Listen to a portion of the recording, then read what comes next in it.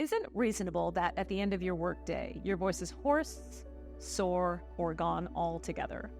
The National Library of Medicine lists vocal fatigue from daily use of the voice could be treated as a chronic wound with the healing and repair mechanism in a state of constant repair. In addition, there's likely a vocal fatigue threshold, at which point the level of tissue damage would shift from chronic healing to acute. That's bad.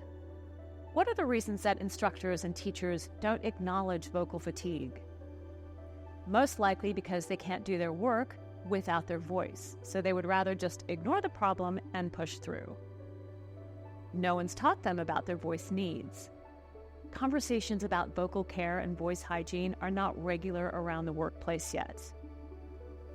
A general lack of care from different industries, where people use their voice as a primary tool.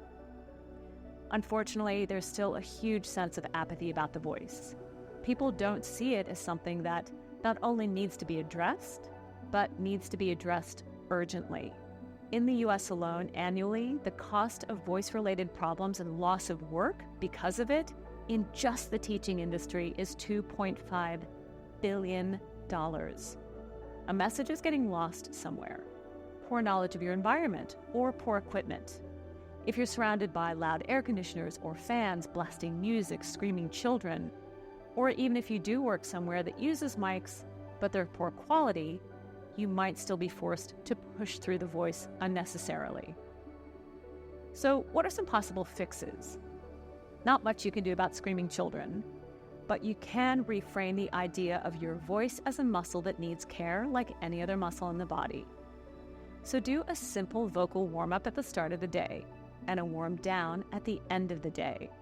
This will be a huge contributor to the long-term health of your voice. Stay hydrated. You will hear me say this a lot. Vocal rest. Have a complete timeout at the end of every day. No singing, no quick phone calls, nada. And acknowledge that you simply cannot do your job without your voice.